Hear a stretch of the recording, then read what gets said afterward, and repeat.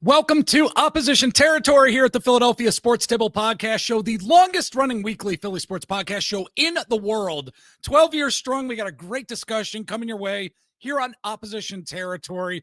This week, we are going to be diving into one of the AFC East teams who I'm very interested to see what they are going to do this upcoming 2025 season, the New England Patriots. Are they going to be able to get back on their feet after somewhat being in the basement over these past few years here? Again, I'm Jeff Warren here. I am with my good friend, Sara Marshall. Sara, how you doing? I'm great. How are you? Good. You're over at musketfire.com. You're one of the editors there. And Yes. Tell everybody where they can find you on social and where they can find everything you're posting online. I'm mostly on Twitter/X. I'm a millennial, so I'm gonna always call it Twitter. So am I. Yeah, Here. SMarshXO on there. I'm talking Patriots and professional wrestling. So Yes. if you're interested in professional wrestling, you can search No Nights Off on YouTube, and that is where you can see me talking about WWE. Yeah. Well, I got to tell you, though, you know your stuff when it comes to the New England Patriots. It's one of the reasons why I asked you to come on. And let's get into this team here as we're in the midst of training camp. And, kind of like I alluded to right off the bat, it's been a while since the Patriots have really been a real threat and contender in the AFC. I mean, really, when Tom Brady left, that's when things for this team really started to I guess you would say go downhill. I hate The using that dominoes phrase. fell. They fell Yes. from their pedestal. Yeah. Yes, Yeah. absolutely. So I want to start off the conversation by getting into how this organization is being run at this point and what their vision really is for the future, Sara. So like when you look at the recent offseason, where this team and organization, where they actually want to go, how do you see the Patriots in terms of their growth and what it actually means to the future of this team and organization? Well, I think first of all, the biggest thing is Mike Vrabel. Mike Vrabel could not have been a better hire. I think Okay. if we could have had him a couple years ago, it would have been better. But obviously, he was not available. And we know Robert Kraft has wanted him for a long time, but he wasn't outed from Tennessee just yet. Yep. So I would say like the last 2 to 3 years, I wish we could take back in New England because it feels like those were just the worst of the last 5-6 years. So I really think Mike Vrabel coming in after the disaster that was the 2024 season is it's just perfect. A match made in heaven. Yeah. I would say incorporates a lot of like the best aspects of Bill Belichick's coaching style, but he also has that I don't even know if this is a word, personability, person, the connection That with personality. yes. That The way that connectivity. the way he can be personable Yes. with players because he's a former player. He's an experienced head coach, which was a huge thing that Gerard Mayo lacked. So I think we're already seeing the payoff from that because the team is so much more motivated. They're excited to be at practice. Vrabel is getting in there. He's putting on a penny jersey and he's getting in and participating in the drills. So I think they're trying to bring back the best parts of the Patriot way under Belichick because we know that worked for them for a really long time. So taking those parts, adding in the personality and that connection that Vrabel brings, and bringing the attitude of putting the team first instead of I. I think that is like exactly what they need right now, and it's what Vrabel's bringing. They're bringing a culture, a new culture, Yes, a culture exactly. that's needed, essentially, right? Right. Yeah, that was something that I would say was definitely a fault of Mayo. And I'm conflicted on how to feel about the Mayo era because I think it's easy for people to trash him. Yeah. Yeah. I think it's really easy for people to trash him. And I'm not trying to defend how bad the season was, but I think he was put in a position he was not ready for and wasn't given like the cap space, the proper roster. Like there was just nothing there for him. Nobody would have thrived. But he was so inexperienced and he tried to do everything the opposite of Belichick to kind of create his own identity. But he did too much. He tried to do too much of the opposite of Belichick, and that is really what got them into the hole. Players, checking out. There was allegations of a mutiny happening behind the scenes. So I think that's why Vrabel was the right guy, and he's going to reinstall that culture that's very important in New England. Yeah. Well, I think when you look at that culture, how does that translate to what we are going to see on the field with this team and what Patriots Nation wants to see on the field. So let's dive into first the quarterback play and the development of Drake Maye. I mean, it seems like he's trending in the right direction, at least here in training camp, from all that I have read. Sara, I'm wondering, what are you and Patriots Nation realistically and logically hoping to see from Drake Maye this season in terms of his overall growth, development, that's really going to put the offense in a good position to take those next steps?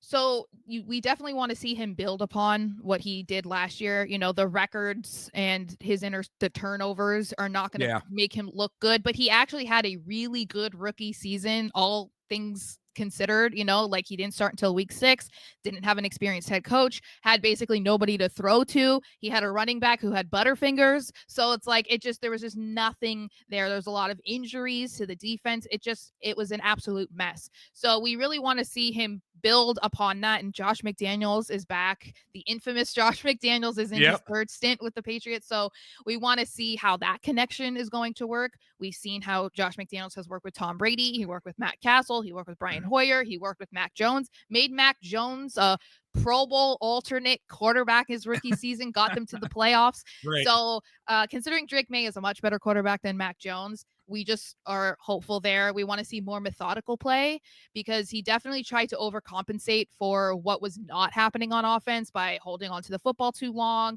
or trying to force a play where it just wasn't there. So that's what led to so many turnovers. Want to see less of that this year. Yep. Also want to get him better at sliding because, the running is great, but we don't want you to get a concussion again because that happened last year.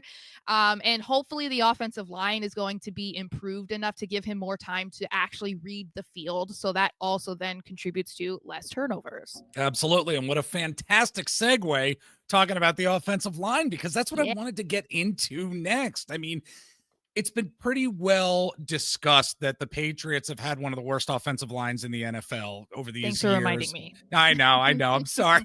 but look, they made some moves during this offseason to get out from, under that title that they've had, basically. So whether it was in the draft or free agency, we're going to end up seeing some new talent on the Patriots offensive line this coming season. So what are your thoughts on how this O-line may perform this season with the new talent and inevitably how that's going to help help the development of Drake Maye?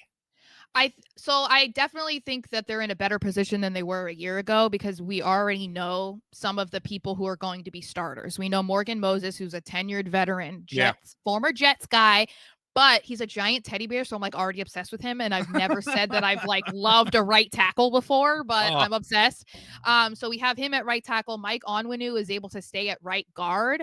He did not have that privilege last year. I don't know if you know this, but last year, and I don't know the number off the top of my head, but it was almost every single week the Patriots put out a new starting offensive line group every single week. So the fact that Onwenu was one of the ones that was moving from right tackle, right guard, left guard, he was doing everything. This year he can stay at right guard, which I think is best. He's best at guard. So I'm excited about that. We also look like we have an impending star in rookie Jared Wilson. He was drafted as a center, but they've been using him at left guard, which if that's where he thrives, that's where he thrives. Exciting about that. So the main issue is going to be the left side, just because we have Will Campbell, but it's been a little bit bumpy over the last couple days at training camp. So we just have to see if he can kind of maintain that level of play that we obviously saw during his career at LSU. He has some great mentors to work with. Morgan Moses is working with him. So I think that they're definitely better across the board. We're waiting on who's going to be that starting center, which is a little problematic. David Andrews retired earlier this offseason, so that's up for grabs. My main problem would be just the depth. I think that's what I'm a little concerned about because, like I said, there were so much changes to the offensive line starting group every single week last year. And so I just want to make sure that they have enough depth that that's not an issue, because injuries can happen at any time. Absolutely. So they're definitely in a better standing, but there's still some questions there. I think look, being an Eagles fan here and seeing what the Eagles offensive line has been really for so many years, and Yes. how it is prioritized. It does surprise me that more NFL teams don't try to emulate that. And I know it may be difficult because we have an offensive line coach in Jeff Stoutland, who a lot of folks know and understand who Jeff Stoutland is. His development of players and players that go on to other teams do well or not as well as they did when they were with the Philadelphia Eagles. Hmm. But it does amaze me at times. But I think that I think the Patriots, front office brass is getting it, that you have to be able to have a competent offensive line. You're going to be able to do anything offensively in the NFL. I think people in general overlook the importance of the offensive line. They are like the least credited group of Yeah. an entire football team. Like Yeah. people don't, I've gotten into arguments with people about this because they don't get how much depends on how good the blocking is from Yes. the offensive line. Like nothing can be good. Quarterback, running back, wide receivers, nothing can be good without them. So it's been very frustrating to see that not be prioritized by the Patriots, trying to throw a right tackle in at left tackle. Like, what are we doing? Yes. Yeah. So like you can't create magic all the time. So I'm Right. really hoping that they've made the right moves this year where it's just not going to be a factor. And maybe whenever I'm here again, we won't have to even talk about it. We'll be talking about how great they've been, like that would Maybe be a we nice will. change. Yes, maybe we will. Absolutely. Again, folks, we are talking to Sara Marshall from musketfire.com. And again, my friend, let everybody know where they can find you out on the socials out there if they want to follow you and follow the work you're doing out there. So you can follow me on Twitter at smarshxo. You can also follow Musket Fire if you'd like on Twitter, which is musket_fire. And if you like wrestling, No Nights Off on YouTube. There you go. All right. You can follow us on various social media sites here at the Philadelphia Sports Table Podcast Show. If you're watching on YouTube, you will see all of our social sites in front of you right now. If you're listening on audio, you can follow the show on Twitter/X. We're on Instagram. I'm over on TikTok at Mr. Jeff Warren. Eric and I are both over on Blue Sky. We're on Threads as well. And you can like our Facebook page too. We'd appreciate it if you're listening to us. Subscribe, like this video as well. In this interview, we got a lot more good content coming your way in the future. But now we're going to take a break. But when we come back, we got a lot more Patriots talk coming your way.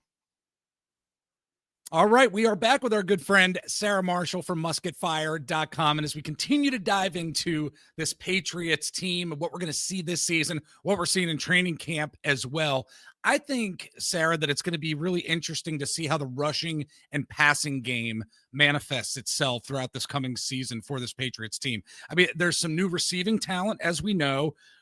In terms of the running backs, Ramondre Stevenson and Travion Henderson are at the top of the running back depth chart here. I'm wondering, as I read various articles, I follow what's been going on in training camp for this Patriots team. How do you see the offense moving forward, balancing out the rushing attack and the passing game this year? I think it's going to be kind of similar to what we've seen from Josh McDaniels before, in his Patriots stint, where it's going to be a balance, but it's going to depend on the opponent. One week they're probably going to do heavy passing. The next week they're going to do heavy running. Like it's just going to depend on who they're facing. And that's something that McDaniels was always good at. They didn't go into every single game with the same plan. We're going to do this. Yes, exactly. And I think that's important because you have to know the strengths and the weaknesses of who you're playing. And if they have a terrible defensive line, will take advantage of that. They have a 1-2 punch right now in Ramondre Stevenson and Travion Henderson. They also have Antonio Gibson, who's back there. So they have the fortune of all three of them also being people that they can use in the passing game. So they could even use some trickery there, which I think is going to be crucial for Drake Maye because of the questions surrounding the offensive line still. They can use Henderson as a blocker, which is great. So I do think it's just going to be a balance, just from like what I said with Tom Brady. Sometimes he wouldn't even put up 200 yards, but that's because a running back did. I think we're going to see a lot of that again. All right. Are in terms of the players that are going to be catching the ball? Okay, of course you have Stephon Diggs. I mean, in all honesty, probably coming on the downslide of his career at this point. Would you say he's probably one of the best pass catchers, or do you think there's going to be somebody else that really kind of just makes their mark in terms of catching the ball on this offense? Oh no, it's going to be Stephon Diggs. That is what he was brought in to do. And the Patriots haven't had a number one guy since Julian Edelman. And that was five Gosh, years it's been so ago. long. Yeah. Yes. They also haven't had Jeez. a 1,000-yard receiver since 2019. And that Oh my was, gosh, has it been that long? yeah. And it was Julian Edelman. Like, what are we talking about? Where, old beat up Julian Edelman is the last one to do it. Oh, So, wow. yeah, it's definitely going to be Diggs, but they've had really good luck with Kyle Williams, the rookie that they drafted this year in the 3rd round. He's been performing really well at training Yeah. camp, and he's definitely like right behind him. But we have Demario Douglas, who's going to be right there too. So I think it's going to be those 3 guys are going to be the top 3, and who is there beyond that is going to be exciting because Kayshon Boutte has been looking great at camp. He had a pretty good season last year despite everything. Yeah. And beyond that, they're still competing, and that's really exciting because I could not tell you the last time that the Patriots actually had competition at receiver, where instead it's always been, oh, they have 6 guys. Yeah, that's who they have. Like, Yeah. there's no competition. That's who's on the team. So the Right. fact they have 11 now is exciting. That is, yeah, it's going to be interesting to see, especially for fantasy football, Yeah. where the receivers are going to, like, what the receivers are going to do, I should say, for the Yeah. Patriots in our fantasy leagues for sure. 'Cause Well, usually yeah, you want to ignore a Patriots receiver. So in usually. fantasy. Yeah. Well, let's do a 180 and talk about this Patriots defense here, Sarah. Last year, Patriots defense was 30th in DVOA. So obviously with new head coach Mike Vrabel coming in, who is, as we know, he's a defensive-minded coach, along with some new talent as well. Got Milton Williams from the Eagles coming up there on the defensive line, some other new talent as well. I mean, this is likely going to be a much better defense, I think, than last year. What are some of the key aspects of this defense that we really need to keep our eyes on as the season's going to start? So I think the secondary is probably their best part of the defense because they have Christian Gonzalez and Carlton Davis leading the way. They also have some good safeties with Jabril Peppers, who has been on fire. Kyle Duggar is a little bit questionable, but if he can get back to that 2023 version of himself, because last year he actually had an injury that they misdiagnosed. So that was why a lot of his play fell off. They said he had like a sprained ankle, but he actually had something else. I don't remember. He had to have surgery.